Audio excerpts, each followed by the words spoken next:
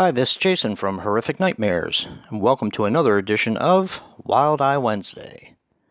Now, today I'm going to be taking a look at the movie Scrawl. But before I get into my review, I wanted to take the time to thank Wild Eye for sending me this copy to review for you guys. I'm going to put their links in the description box below for their YouTube channel and also their official website.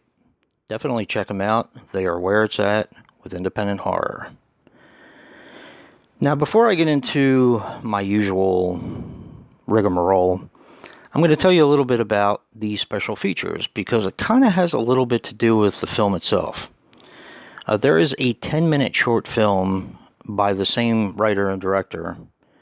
His name is Peter Hearn, and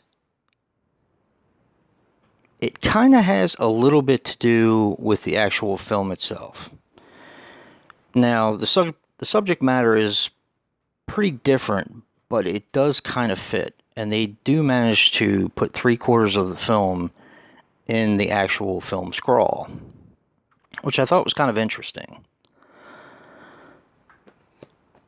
Now, Scrawl is a 2015 film which runs approximately 79 minutes, although I did look up on IMDb and it said it was 82 minutes, but they are often wrong.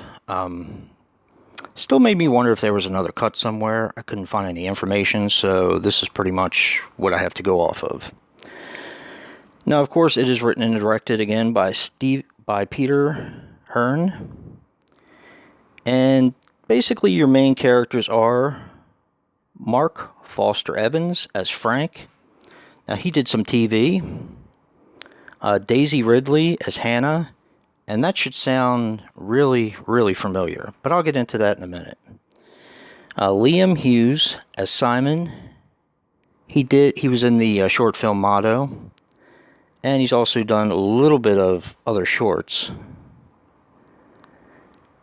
And Joe Daly as Joe, who was also in Motto and has done other shorts. Now, Daisy Ridley, like I said, should sound familiar. She is in Star Wars Episode 7, 8, and 9. This is her on the front. And this was done, like I said, in 2015. There's her on the back. When The Force Awakens, they were both done in the same year, in 2015, because that's when The Force Awakens came out. Now, from what I am to understand, this was a student film, and of course it is the first official film debut of Daisy Ridley. Now, they did have a problem getting distribution for this. I guess Wild Eye finally picked it up. And it's an interesting movie. It's about a comic book that two kids, Simon and Joe, Simon writes, Joe illustrates. They get the comic book pressed, and they have one copy sent to them.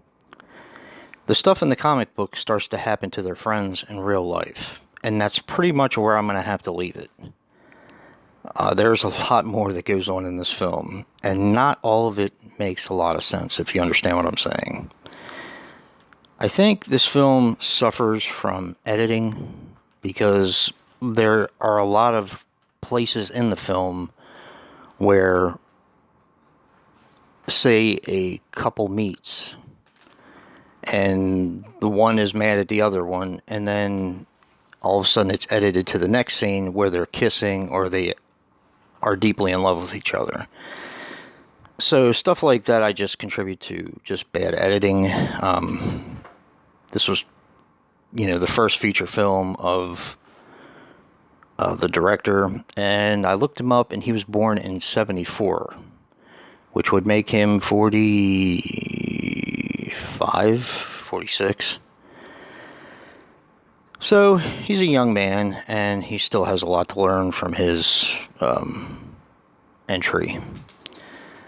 But the acting was pretty solid.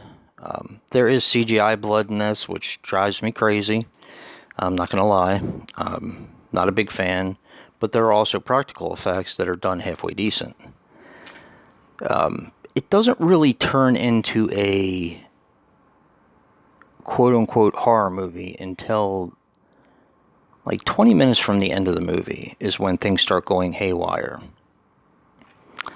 Granted, a few things happened before then, but it doesn't really give you the gist of a horror movie. By the end of the film, it's definitely a horror film. And Daisy Ridley is the bad guy, but that's all I'm really going to say about that.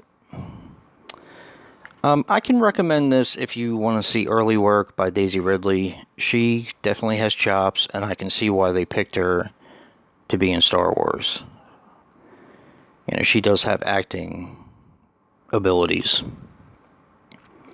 The film overall is kind of a mess. I didn't mind it. It went by fairly quickly. But, like I said, from the editing and stuff like that, it was just kind of messy. I didn't hate it. It was okay. I'd probably give it maybe a 6.5.